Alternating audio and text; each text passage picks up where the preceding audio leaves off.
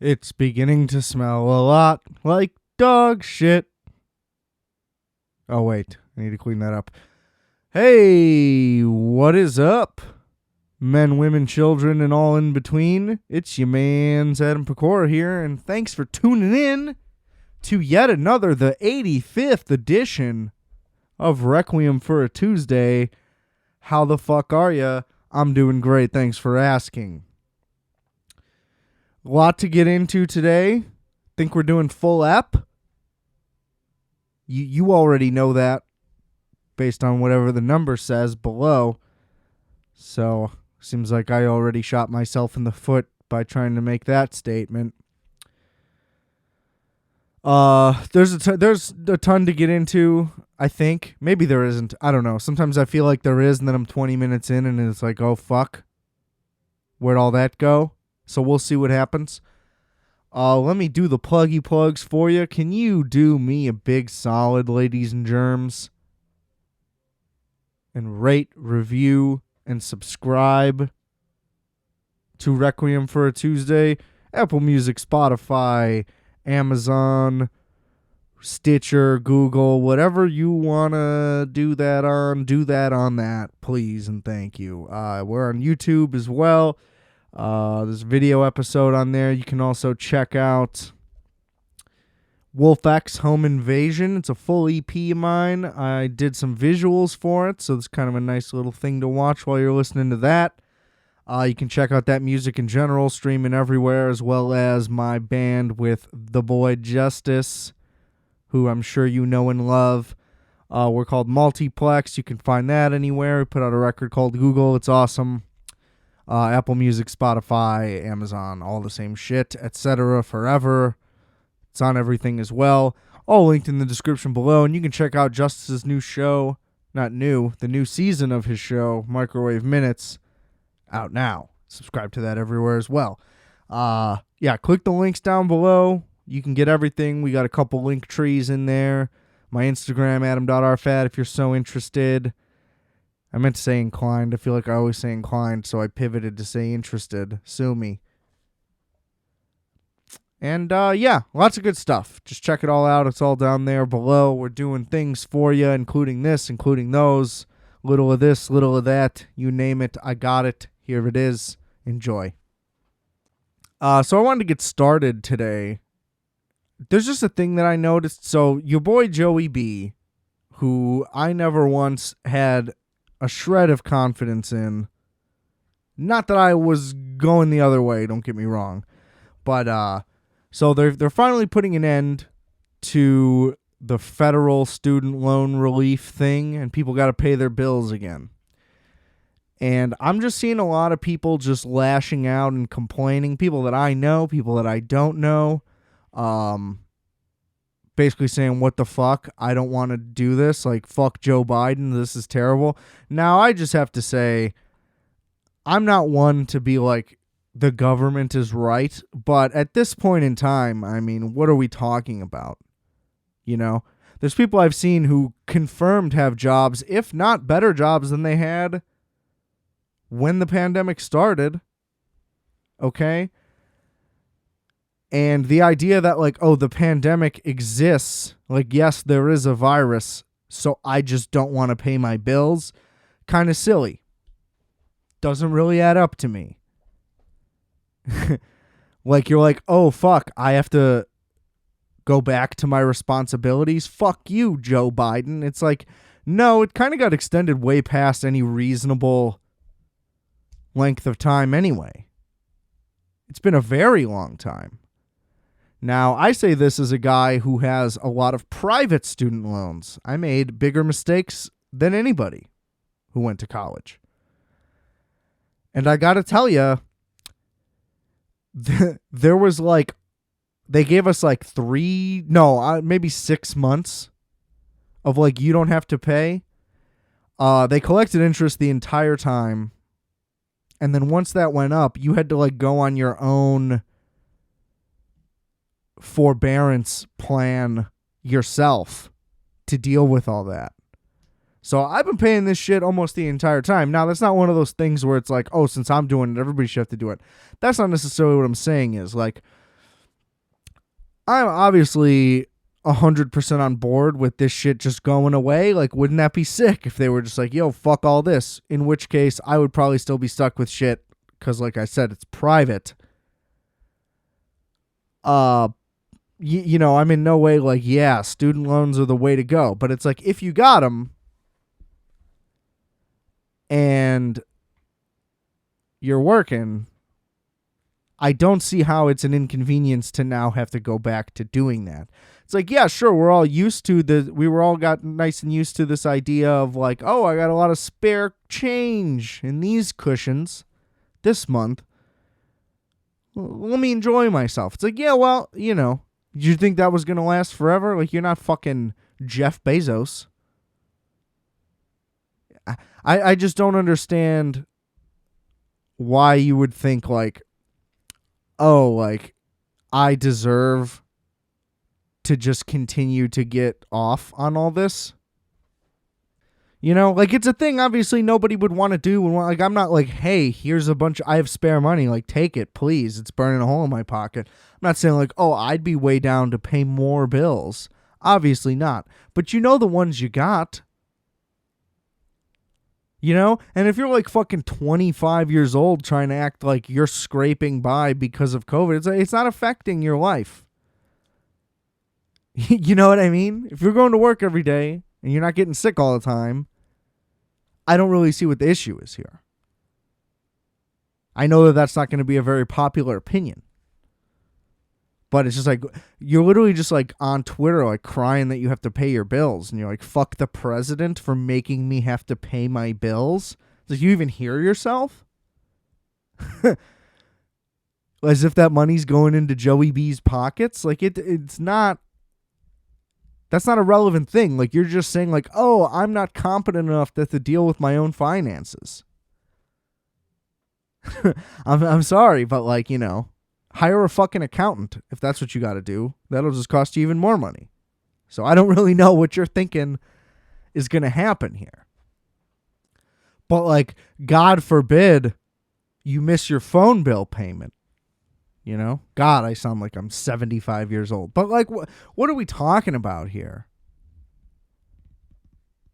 You know what I mean? I just don't see how you're going to try to justify whining like that. I'm never a fan of any whining. It always comes off flaccid. Or it makes me flaccid. I don't know if it comes off that way, but you know what I'm saying? It's just so gross. Because it's the same thing as begging. You're basically begging. If you're whining about something you're not getting, it's just the inverse of begging. I don't know how else. I tried to think of another word I could use to substitute it so I wouldn't say it so much, but you get what I'm saying? It's two sides of the same coin. Please give me money. Or, why do I have to give you my money? Like, you know what I mean? It's just like, what are we doing? You know, like, the whole reason you do your job is to pay for this stuff? It just is what it is. Welcome to reality. Have you not been doing it for years? You know? I found it pretty audacious once they started kicking in, when they started kicking in, and I was like, oh, fuck, I owe $600 a month? And yes, I do, and still do, and always will, it seems like. You would think that by now. Put a big dent in there. But no, not really. Still a pretty large number. So, I mean, just welcome to the club, everybody. That you again have to do what you have always been required to do. Like, the thing, it's not like new shit got sprung on people because of COVID. It's like, no, you got a break. You got a free break, and you'll probably never get another free break again. So why didn't you just like soak all that in and enjoy it while you could? And not only that, they've been announcing that the thing is ending for months. I've been getting emails for months. So like, January, be ready, be ready, be ready, be ready, every fucking couple weeks. I mean, what more could you want? They're not like, hey, it's due tomorrow. Fuck you. Like, seems like it's being handled about as efficiently as it could be handled. That's all I'm saying. Okay? Don't shoot the messenger. But pay your fucking bills and shut the fuck up. Please. Please. Sick of it. I don't want to hear it. You know? Speaking of COVID shit, kind of, I had mentioned I saw the great Louis C.K. a couple weeks ago. And hold the pause. And he put it out as a special. So I have yet to watch the special. Just because I had just seen the set, and if there's not enough variance, and it's too recent, it won't do that much for me. This actually happened to me with him once before, I think it was the Oh My God special. I saw him like a couple weeks before, and then that came out, and blah blah blah, exactly what I just said. So I'm holding off on watching it, but I just want to say, great to have him back again. The last special was unbelievable. If you didn't watch it because you're a crybaby, that's fine. Boy, I'm really going red on this episode. Just kidding, I'm not.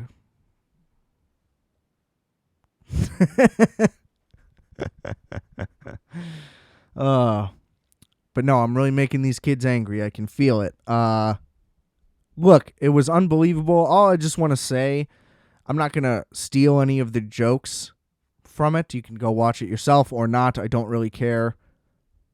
But I just remember very vividly a lot of comedians and a lot of people in general had been discussing, what comedy's going to look like. Should people do things about COVID? Should they not? Blah, blah, blah.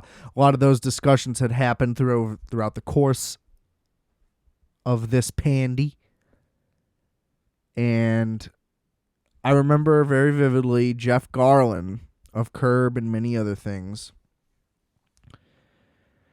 He said that we're not doing anything about COVID on Curb. Like, there's a couple jokes, whatever, and then we're not going to talk about it. He's like, people don't want to talk about it. They don't want to hear about it. It's a big, miserable thing that everyone's experiencing, blah, blah, blah, blah. But his big thing was people just don't want to hear it. People are sick of it. It's not going to be great, whatever. The few times I've seen stand-up throughout this whole thing, whenever there are COVID jokes, I have noticed the room dies. And a big part of that, I think, is not that it's like COVID fatigue necessarily. I just think it's way harder to make a joke about something that every single person is aware of and can expect. Right? Like last March, I went to New York City and I went to the Comedy Cellar. And people were like, remember when the president said this? Or some chicks like, hey, Fauci, remember when this happened? And everybody's like, yeah, that's not a joke. You're asking me if I remember something that just happened. It's like, yeah, everybody remembers that. Where's the joke? You're just like pointing out that that's funny. It doesn't work like that when it's relevant still. Like, you can't be, you know what I mean? It's like the first time somebody made a joke about Back to the Future and they talked about it fucking the kid's mom, and you're like, oh shit, that is what that's about. But like, I'm sure that joke would not land very well in the middle of 1985. Now, maybe it would, because I guess nobody really knew what they were going to see until they saw it. But I think you get what I'm getting at here. It's just that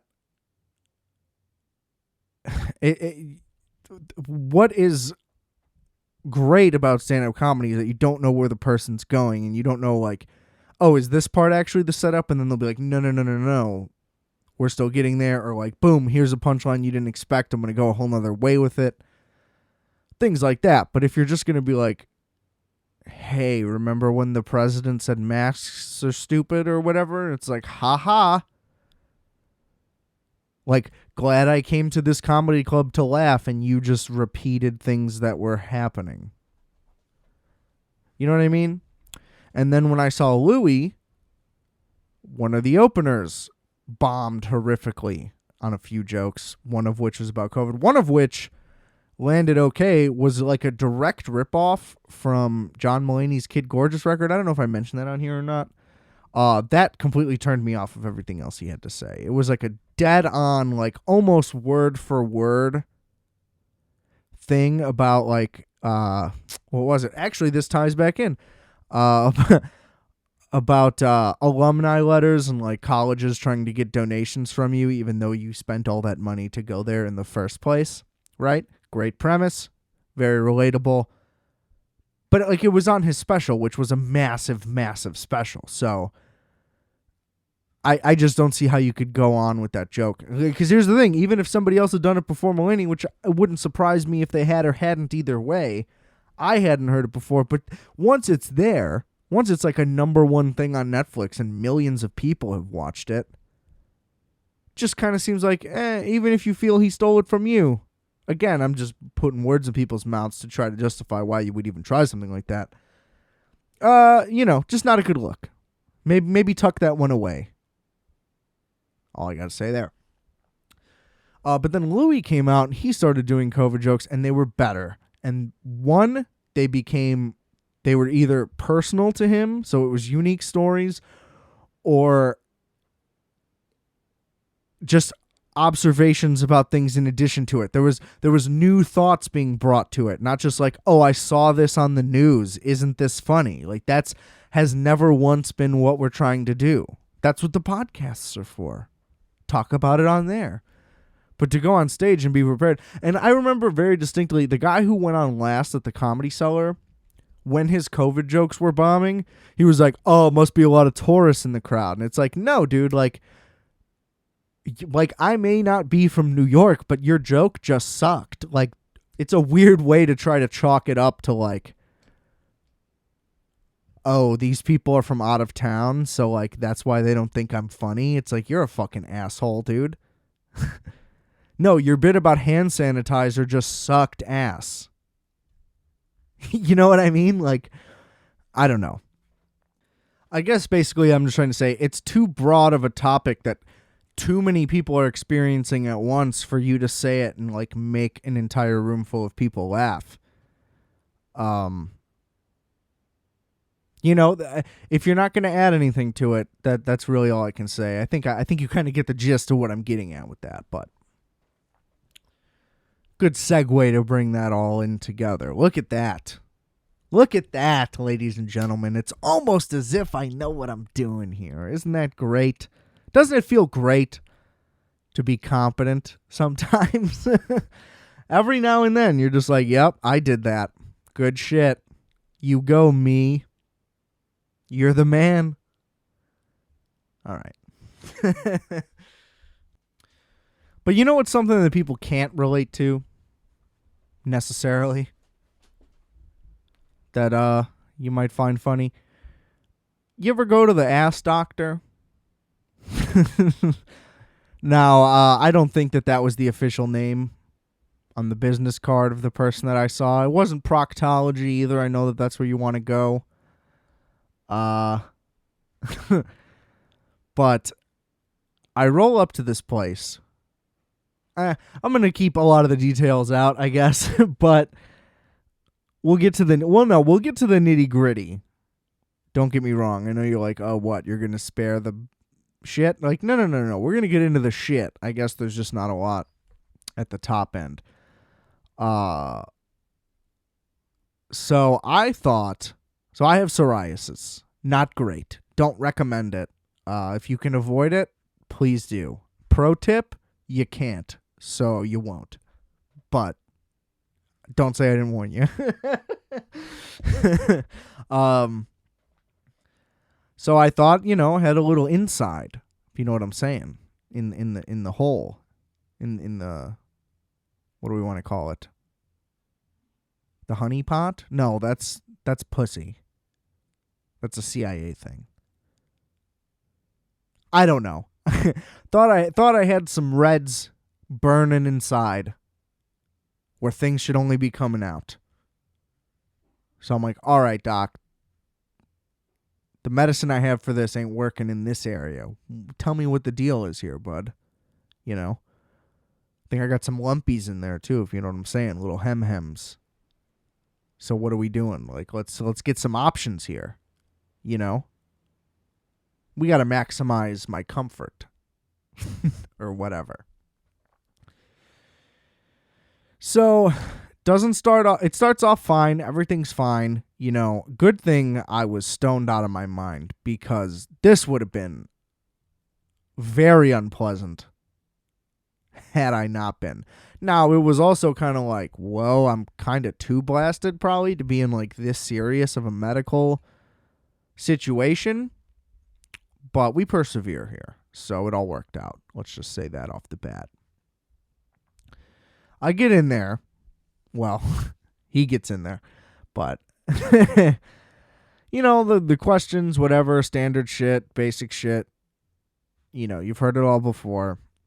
Then the weird thing about this guy is that he just like repeats, I guess just to be clear, but he would say things twice. So he's like, take off your pants, take off your underwear, put the gown on, sit down. And he's like, all right, I'm going to get up. I'm going to walk out. Take your pants off, take your underwear off, put the gown on, sit down. I'm like, all right. You get a lot of confusion around these parts. Seems like you gave me pretty basic instructions, but that's fine. We can work with this. Then this guy comes back in. We're just talking, whatever, asking more questions. He's like, all right, lean on your side. And I'm like, oh, God, here's the moment. Then this guy, just lifts a cheek up. He's just poking around, shining lights in there, doing God knows what. He's just talking to me, casual. Asking me what I do. We're talking about that. Talking about beer. Talking about other things. It's like, okay, this is just, we're just being casual. Now, I will say it was both weird, right? Because what I'm saying sounds weird, I'm sure. You ever have people poking and prodding in your booty hole talking to you about sports? Like, no, it's not common.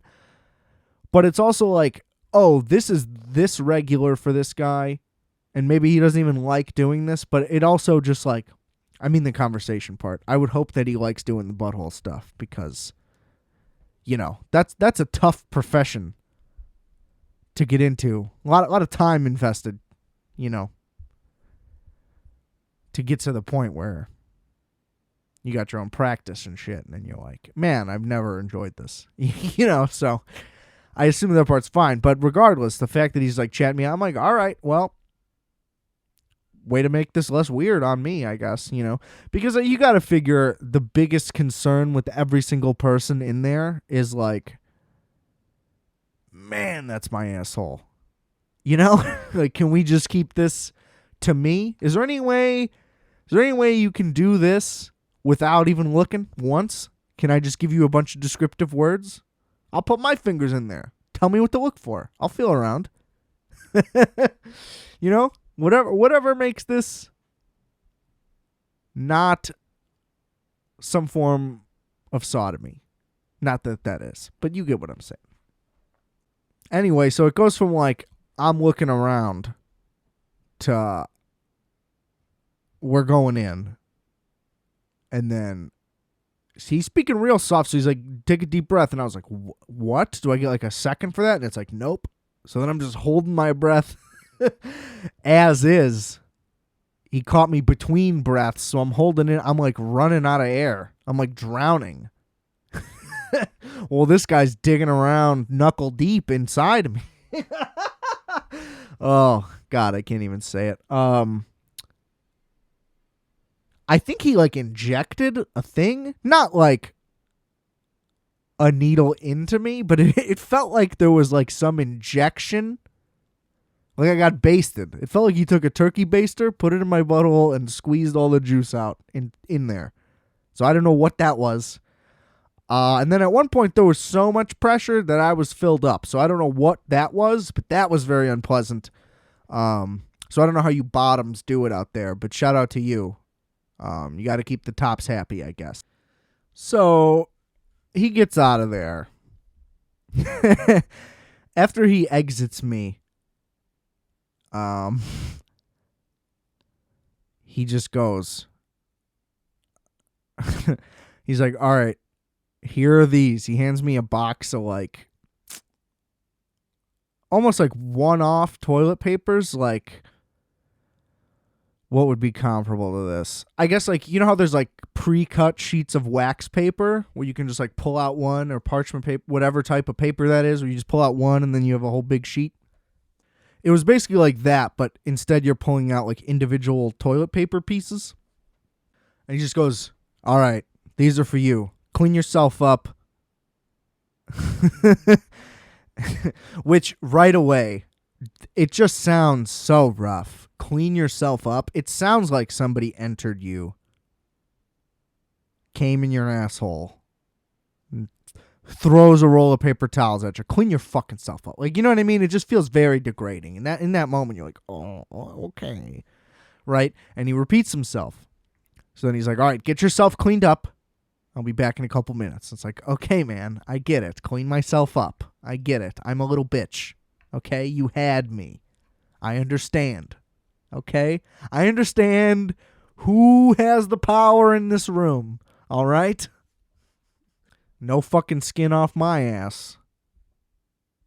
So anyway, you know, you clean yourself up, and boy, whatever was in there, boy, is that moist. He may have used Astroglide. I don't know. I didn't ask. Just wanted to have my pants back on. And here's the thing. I'm not like a butt-averse guy, you know, ladies. If you want to play around in there, be my guest. That's fine. You know, keep it, you know, ease your way in. Be gentle. Let's make it nice and fun. I can only imagine. I mean, I guess most people that are butt-averse don't even go.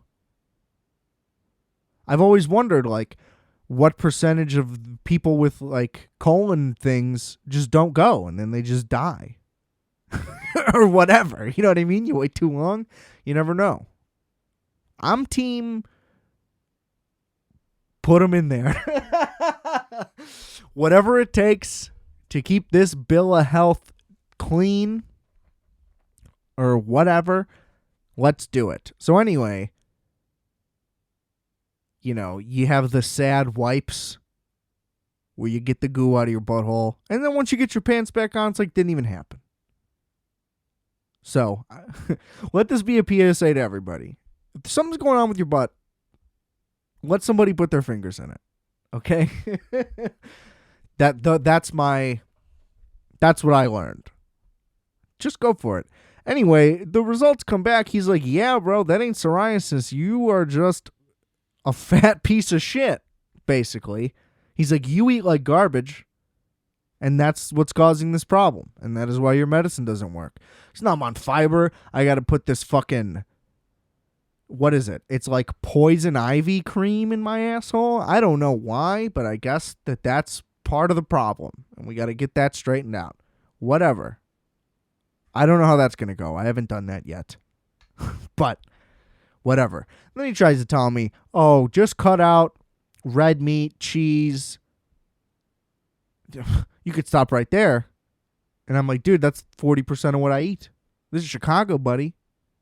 I don't even know how to get foods that don't have those things in it. Then he's like, chocolate, whatever. I'm not a big chocolate guy. I can bypass that. But then anytime I see some chocolate, I'm like,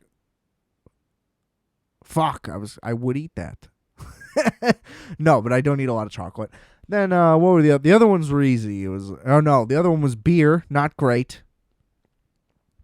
Not great. If I had to guess, there are probably 100 beers in my fridge right now of various types. So that's not ideal. And then the one other one was like an easy one also. There was like 2 easy ones. So I'm like, all right, how can I not really listen to this? What if I just try? You know? So we'll see how it goes. I'll keep the asshole updates coming if anybody's interested. Yeah, I don't know. The poison ivy stuff, that's where I'm like, this might suck. This might not be great. But the fiber stuff too, it's like, what am I, 90 years old? I eat plenty of fiber. That's the thing. What, I want to put this stuff in there? What's going to happen then? I don't know. But what a journey. You know, it was long overdue. And, you know, go to the doctor, everybody. Whenever you think you might need to. And even when you don't. Because that's how good things happen, I guess. I don't know. Just go to the fucking doctor. You know you should, listener. When's the last time you've been to the dentist? For that matter. God damn it. I need to go to the dentist also, actually. Okay. We're way off base here. Let's pivot back into something a little more fun, shall we? The new Spider-Man is out. Okay? And I kind of want to see it because I want to see Tobey, the one true Spider-Man. And I guess Doc Ock and Willem Dafoe, you know. I'm really only interested in it from the Sam Raimi Spider-Man franchise perspective of the whole thing. And I just feel like there's no way I will be satisfied. I have not seen any of the new Spider-Mans. I've not seen any Spider-Mans of any kind since The Amazing Spider-Man 1, which I hated as I watched it the whole time. So I knew there was no chance I was going to see the second one. Definitely did not, still have not, do not plan to at any point in time unless it is for a joke or really that's about it, or if I just want to rip it apart and feel like it, and then it would probably be for the show or whatever. But point is, Sam Raimi got it right. Nobody else has gotten it right, with the exception of Into the Spider-Verse, but that's a whole other thing. They should have had those guys working on this movie. I don't think that they were. And, you know, is it a Spider-Man movie or is it a Spider-Man and Doctor Strange movie? Which is fucking bullshit. I'm not interested. The same thing happened with whatever the other ones were. There was 2 other ones already, Homecoming and what other one? And Iron Man's in the whole fucking movie for both of them. And it's like, I understand what the MCU is and like the whole arc and how like the overlapping thing is kind of cool. But when it comes to like this movie is labeled as an individual movie, why are they all in every single one? I still just don't get it. I've probably done this rant 5-10 times on this show before, but it just doesn't make any fucking sense to me. If I wanted to see Doctor Strange, I'd go see fucking Doctor Strange. I get that they're all in the Avengers. This isn't his movie. What? So nobody ever works alone again once the Avengers are formed? I thought that they only come together when there is a whole big thing happening. Now you can tell me, oh, the arc of the entire thing is this, so this guy has to be in this for this to happen. No, that doesn't have to happen because this isn't a TV show. You know, at this point, that's just what this is. Just call this whole thing, every single movie that comes out, just the Avengers TV show. And every episode's 90 minutes or whatever. Because this is not... Yeah, I can't say this isn't what people want, because clearly it's all that people want. And you throw any superhero in a movie. I don't understand where that came from either. I guess it came just from the MCU itself and The Dark Knight. To where everybody wants to see every single one, no matter what it is and what it's about. And it just puts a hamper on everything else. Because here's the thing. If one of these movies would just be unsuccessful, it could change how it's going to go. But it just works every single time. And it's unfair to people who just want to watch a goddamn movie about what it's supposed to be about. You know, like, The Amazing Spider-Man probably could have used some crossovers. Because that shit was bland and dull and not good in any way. But I don't know. It's like, why does it have to be another thing? And why do I have to see... I don't like Benedict Cumberbatch. So, like, that just makes it worse. And what's it going to be? Let me guess. The same as all of them. You know, like in the end. Oh, this one finally has a cool thing happen. But they ruined it by mentioning it. frankly. At first I was excited, like, oh, it's going to be a live action Into the Spider-Verse, and then it's like, no. It turns out it's actually about Doctor Strange and all this bullshit and whatever. And maybe he's not in it as much as I'm putting it out to be, or whatever. And maybe they had no other way that they could do it without it having be him. I don't know, and I don't know what it's going to lead into, and I don't care. Because there's just no reason. You could easily do it without these extra people in it. Give Spider-Man his own fucking movie. That's all I'm saying. Why is that crazy? That he could just have a movie to himself, about himself. You know? And I'm sure it ends up just being the exact same formulaic bullshit that all the other ones have had. And here's the thing. It's not that, like, Spider-Man 1 through 3, the original, he doesn't win at the end. Like, no, we get it. We know that that's going to happen. You know, like, that's still true, but it's not beat for beat, like, exactly the same. You know? And even if it does follow it loosely, like, oh, there's a big fight at the climax. Like, sure, that's what these movies are going to have. But it, like him walking away from Kirsten Dunst at the end of the first one, I remember me and my entire family were like, what the fuck is wrong with this guy? He doesn't get the girl at the end? Especially because it's MJ. He was going for her for the whole movie. Then, he finally realizes he needs the responsibility. He has to keep her safe. He can't risk her life as well. That's the burden of his curse. And that was like, whoa, what? And now, again, maybe that's written in stone somewhere, and that's a direct thing, which I doubt it is. I'm just saying, it gives you something. It gives you something. How does the second one end? Oh, Harry finally reveals who Peter is, and that creates a conflict in their relationship because he's trying to kill him because he thinks Spider-Man killed his father, which he did, technically. You know, and then Mary Jane leaves the guy at the altar, blah, blah, blah. A bunch of stuff happens. All I'm saying is it doesn't end like the first one did. It has its own unique thing. And then what's the... You know, and I don't know. Then the third one wasn't good. We all get that. But Spider-Man 2 is one of the best superhero movies ever made, still, to this day. What tops it? Certainly none of these new ones. So I don't know. There's my little piece on the new Spider-Man. I'm just not happy about it. Because I get it. I'm also saying something that doesn't connect. I'm kind of contradicting myself. Because I can't put it into words why the MCU formula is more specific than just a generic hero's journey thing. But I think you all know what I'm talking about. The way they're just all exactly the same movie, just with different people at different points in it. But they could all be the same.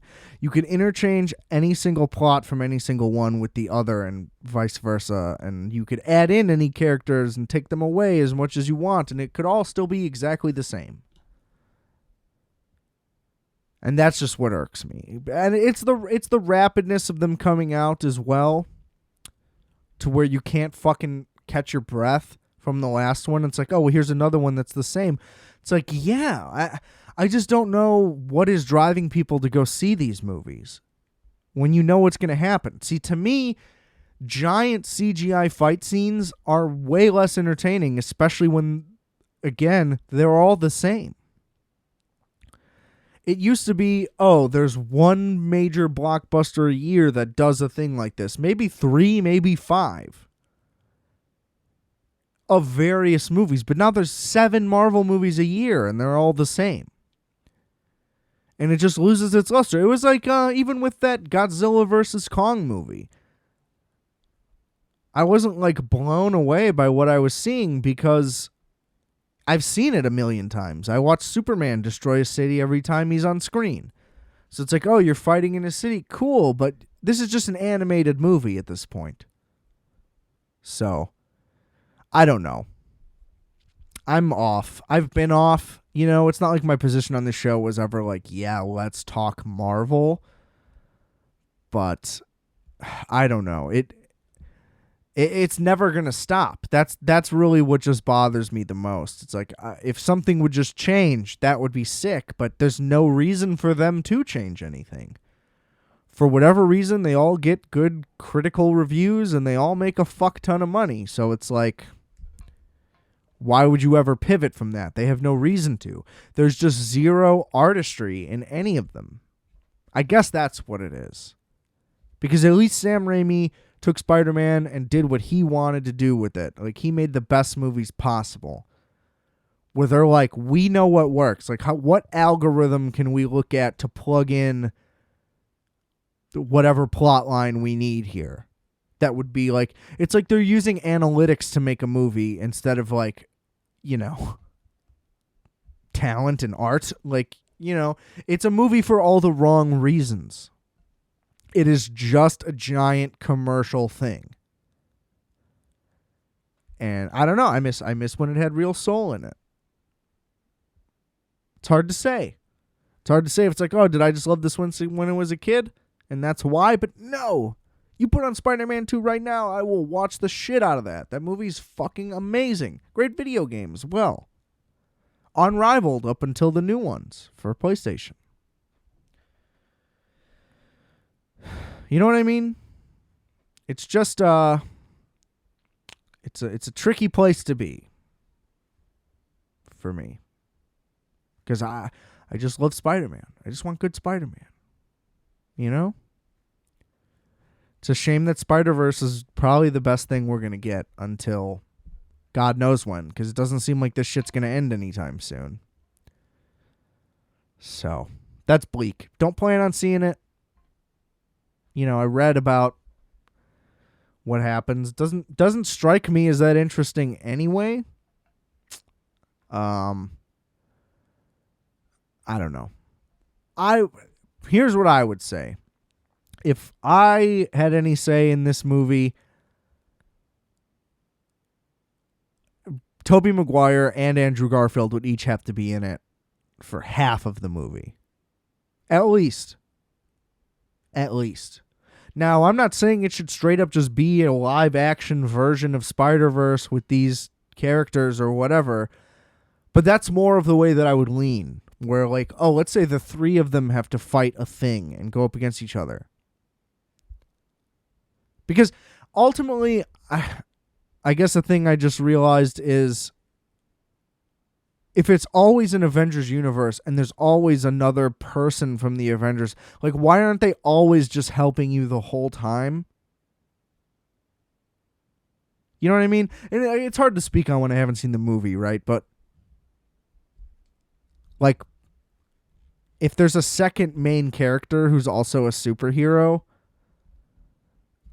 it's just always pretty convenient that something would happen to where they would be preoccupied to where they can't just help the entire movie. It's just silly. So I don't know. We're going to move on from that.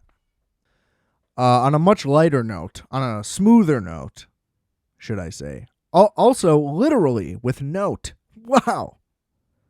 The way things work out sometimes are just incredible. I just want to share with y'all, if you haven't, because you might not, and I could see why you wouldn't be interested, go watch the Kenny G doc on HBO Max. I watched it yesterday. It's excellent. You probably know Kenny G just like I do for being, one, a punchline, and two, playing the sax. And that's pretty much all I knew. Now another generation. If you were alive in the 80s and the 90s, I was only alive for 5 of those years, and most of them I have no memory of, so we can just say I wasn't, effectively. The guy was everywhere, apparently, sold way more records than I ever would have guessed. I thought maybe he had like a couple sleeper ones, but for whatever reason, this guy just pushes out like platinum record after platinum record. And they basically just kind of go through his career like, yo, how'd you get started? How did you end up in this position? to where you're like super well off and all this. And basically he had to fight his way to do what he wanted the whole time. And they were just trying to get him to play sax and have other people sing on these songs and call them his songs.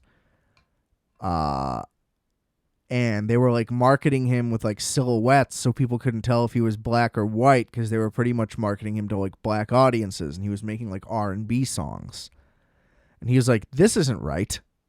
You know, like, one, this isn't what I want to do, and two, like, people aren't going to be like, oh, I love Kenny G, the sax guy. Like, you know, you like a song for who sings it for the most part, but especially in those days.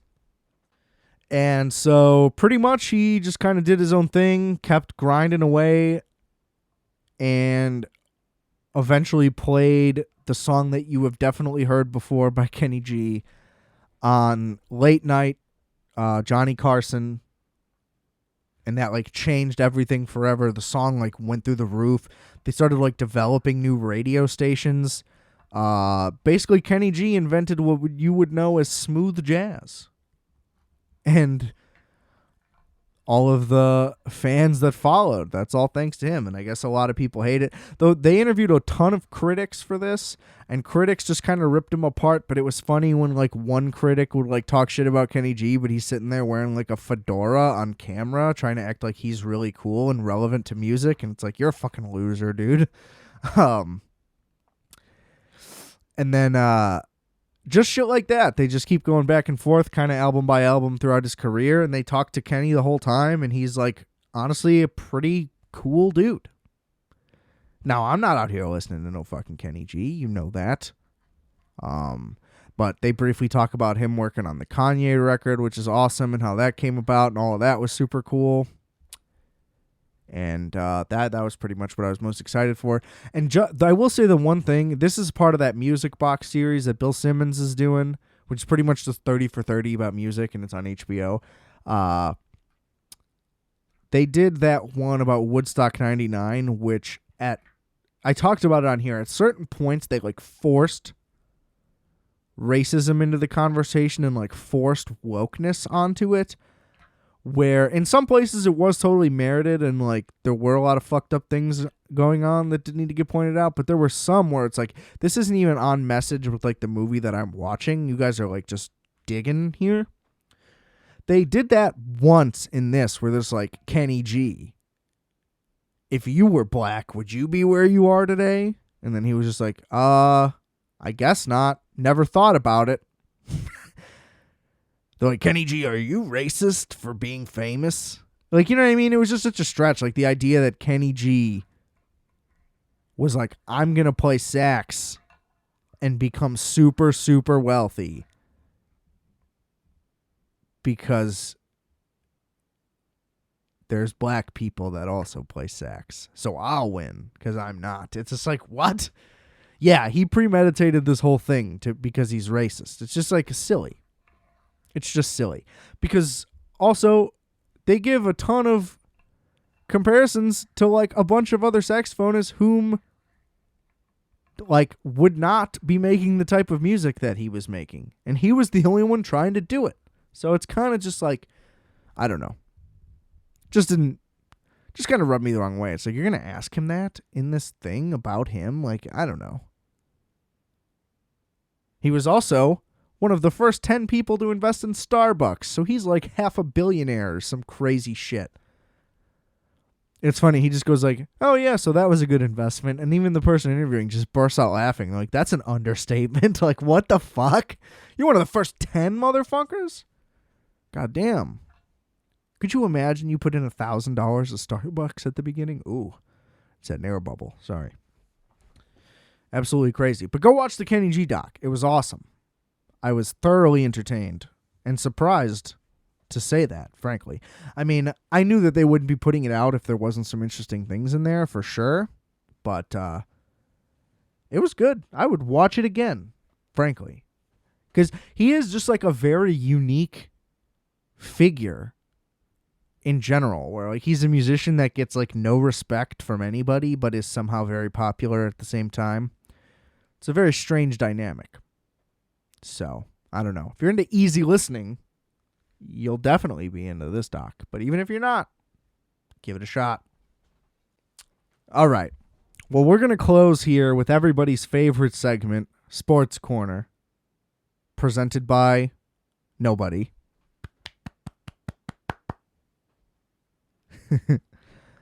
I just want to take the time to say this is the worst gambling week I've ever had in my life. And now sports gambling has only been illegal in Illinois for a short period of time. So I haven't been doing it for very long other than like handshake cash bets every now and then. But let me tell you, as of right now, I'm recording this Monday afternoon. I am 0 for 12. 0 for 12 on bets. I'm going to go through these real quick. Patriots Colts over 46. Patriots +2. Loss. Over 46. Patriots money line. Loss. Under 45.5. Patriots money line. Loss. Really had the Patriots in that one. Not good. Saints Bucks. Had the Saints on the spread over 45.5. 9 total points were scored in that game. Packers Ravens over 44.5. Had the Packers -9. 1 point game. Titans Steelers under 43.5. Easy. Titans to win. Not great. I bet that twice. Oh, good. Glad I did that. Didn't even realize it. Good for me. Jets, Dolphins, over 42. Nailed it. Point spread. Miami, 10.5. Did not happen. Houston, Jacksonville, over 39.5. Had the Jags. Thought they could win by a tutty. Urban Meyer's gone. A blowout. Cowboys, Giants, over 43.5. Cowboys 11.5. Did not hit that over. 27 points were scored in that game, I believe. Falcons took them +9 and the over. Didn't hit either of those. Bengals +3. Hit it. Not the over. Big mistake. Missed every single one. And let's see. I have Raiders, Cleveland. That still has to happen tonight. Got the over. Cleveland -2.5. Probably won't hit that. I took the fucking Vikings 6.5. The Bears will probably win the one time. Over 44 also. Probably won't hit either of those. Seahawks, Rams over 45. Rams 7. We'll see. Football team. Over 42. Eagles -6.5. So those are the bets I have remaining. 4 bets. Would need to hit all of them. Nope, not even to break even. I'd still lose about $50. So I don't bet big either. You know, most of these bets, they're like $10 to $20 each. And they would just pay out decent because that's why I parlay them. And that's a lesson on why you shouldn't. Because you can get half of it on all of your games and lose, which is obvious. You just don't think that would happen. And this week it has happened, and I'm on the verge of losing literally every single bet that I have. I have no faith on the ones that are remaining. And it's been rough. It's been rough. My futures aren't looking great because the Chargers lost to the Chiefs. If the Browns can fucking win tonight, they'll be in good shape. Just pulled up ESPN. It's the second quarter. They are already losing by 7. Did not realize that. Needless to say, what a crazy NFL season it has been. There are, 2 games left? 3. Right, I forgot that it's a 17-game season again. And every race is still tight. The Chiefs are probably going to win their division. Dallas is good. Green Bay's obviously good. And Tampa's probably good. But the rest of the divisions are kind of still up for grabs. Indy, Tennessee, the entire AFC North. I think the Patriots will beat out the Bills, but we'll see, because that'll fuck up yet another future for me if they don't. But I don't know. I still don't know what to pick for who. At this point, I am kind of thinking maybe the Rams are legit. Because now the Cardinals have been struggling. They just lost to the Lions. DeAndre Hopkins is out. The Rams are kind of rounding into form, while the Cards are kind of on their way down. Also, another future I have is the Rams to win, so that would be great if they can pull up the division there. Tampa, they just lost Chris Godwin for the year, but Antonio Brown's going to be back, so I don't know. I mean, it's Brady in the playoffs, so that could always easily happen. And then Dallas's D looks legit, but I don't know. You just think, like, is Dallas going to win the Super Bowl? That just doesn't seem like a Dallas thing to do. So I don't know. I just don't trust them for really that reason. And if anything, their offense is, like, underwhelming, which everybody is saying, like, you know, are they in a slump or whatever? But ultimately, I guess it doesn't matter. If the defense is going to play this well, they don't have to be lighting shit up. But you just don't know if that D's going to pop in, like, permanently. The Chargers, again, they're just fucking up. If they would have just kicked one of those goddamn field goals, I mean, the argument of, like, either go for it every time or don't go for it every time is stupid. Like, situations have to matter. If it's end of the half and they're not going to get the ball back, and I believe the Chargers were getting the kickoff after half, and even if they weren't, get the 3. I get it. If you do get the touchdown, that's huge, but that's a gamble that you should not take, because you're not giving a possession away. So just take the points. Just take the fucking points. God damn it. Those fucking morons. And the same thing with the Ravens, but I'm glad, because I don't like the Ravens. It's just like this argument of, like, go for 2 because, like, because what? Right? The whole argument, the first one was we don't have corners. Their corners went down, blah, blah, blah. That's fine. You're playing the Steelers. Okay, you think they're really going to throw it all over you regardless, get some pressure. But also, you don't know how it's determined by a coin toss. So regardless, you don't know. You could easily just win the coin toss and go down the field, score a touchdown, win the game. Could be over. Like, you're like, oh, I'm going to go for 2 because, like, we're just going to win. And then you don't get it. And it's, at least the other one was for a tie to go to OT, wasn't it? Or did they just lose in regulation? Hang on. I'm going to check real quick. Okay, no, yeah, they lost that one in regulation as well. Jesus. I thought they were maybe going for 2.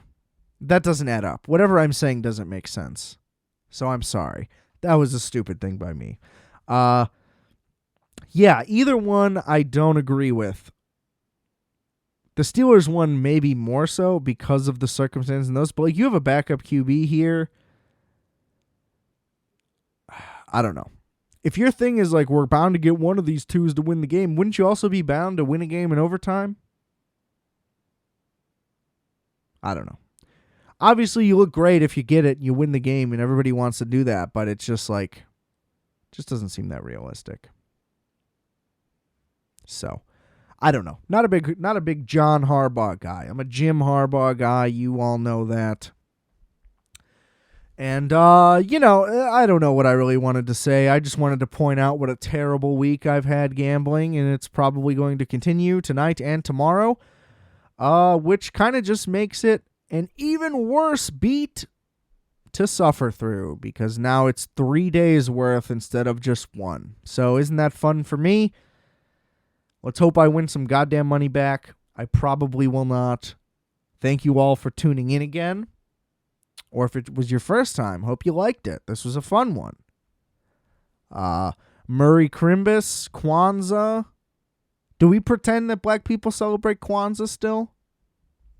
Or is that did we get rid of Kwanzaa? Is Kwanzaa still real? Whatever. Shout out to my Kwanzaa people regardless. And yeah, I'll be back next week anyway. Might take a week off after New Year's. We'll see how that weekend goes. Might be a little crazy. But I'll be back next week, probably with a shorter one. I don't know. I'm not going to fucking call anything out. I'm over here trying to call things out like I know what's going to happen. I don't know what's going to happen. You don't know what's going to happen. So we'll just see what happens. How's that sound? But yeah, I'll get you out of here now. Thanks for tuning in. Rate, review, subscribe. Again, all the extra stuff, all the various arts, the musics, the visuals, the other pod, the merch, everything linked in the description below. Please check it out. Again, rate, review, and subscribe. Thanks for tuning in. This has been Requiem for a Tuesday. I am Adam Pecora. And I just want you to remember, I are fat. You are fat. We are fat. Calculator.